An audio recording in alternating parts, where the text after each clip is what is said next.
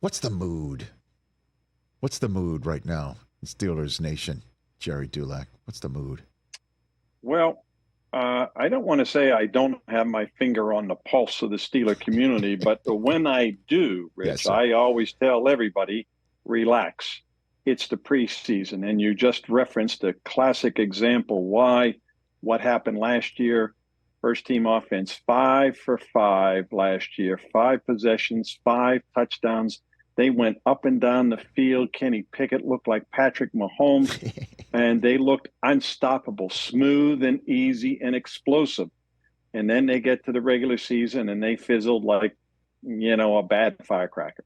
And, 17.9 points they averaged. And that's after Mason Rudolph rescued the season with 81 points in the last 3 games. And so, that comment by Mike Tomlin, too, the other thing, what that was prefaced with is the fact that the offensive line gave him no time. And that he talked about that to the team, to the players afterward, that the offensive line, if you saw the game, he didn't have any time to throw. He'd go back there and he's being rushed. And, I think not only was he under duress, Rich, I think he was under wraps, too, a little bit in Arthur Smith's offense. Look, they don't want to show anything.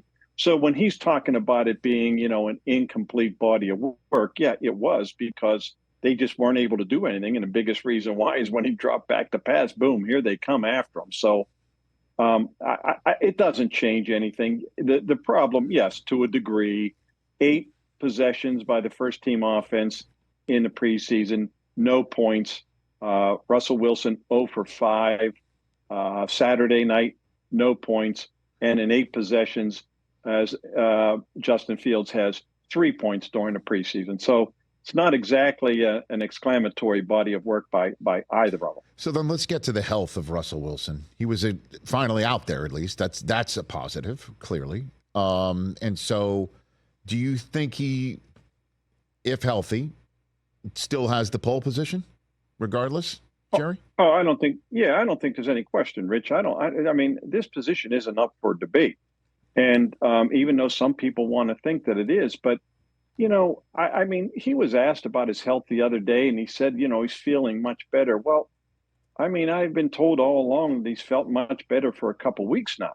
He strained that calf muscle and it wasn't, and I tell everybody it wasn't a Joe Burrow injury, but they didn't want it to become a Joe Burrow injury.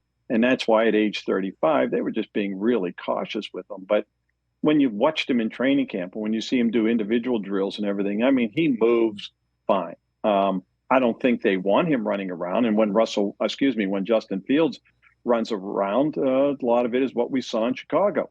He drops back, and if it isn't one read, and if it isn't a go route to the X receiver down the sideline, it's kind of go back, look, and okay, take off. And that's what he did in Chicago, and we saw that the other night. I think 7 rushes, 42 yards, or whatever the total was. That's what he does best, but it's not the way they want to play.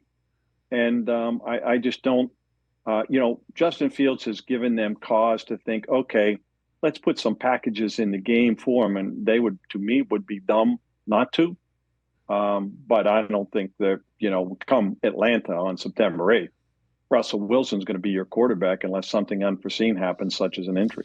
Ryan Tannehill's at the crib, on the couch, sitting at home. We all know his great years in Tennessee. Had Arthur Smith dialing up the plays just as he does now in Pittsburgh. Any any conversation there to supplement the quarterback room with Russ a little dinged and, the first 2 weeks of this preseason? I know it's preseason. No fires have been lit. What do you think?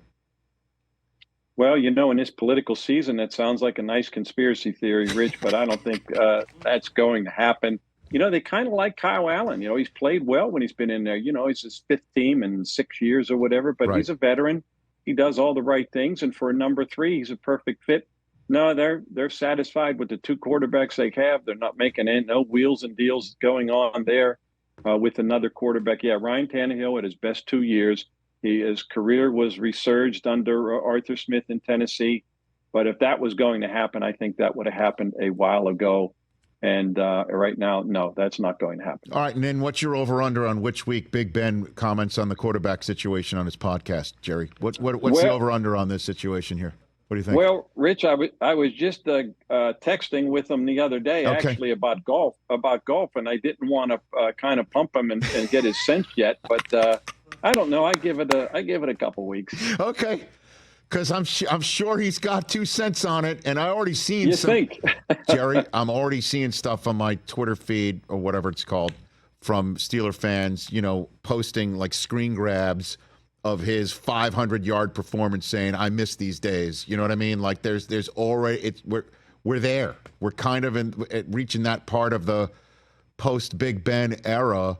And again, I know it's just preseason, but that's part of the reason why I want to have you on here to talk about it. You know, Rich, right before I came on the show, I was scrolling Twitter or X, and there was the final drive. In Tampa Bay, against the Cardinals with the touchdown throw to Santonio Holmes and that entire drive. And you see the throws, including that special one, and you go, wow, it's really something. It really is. I know. We forget about it sometimes. We sure do. Catch the Rich Eisen Show every single day on the Roku channel, 12 to 3 Eastern, for free.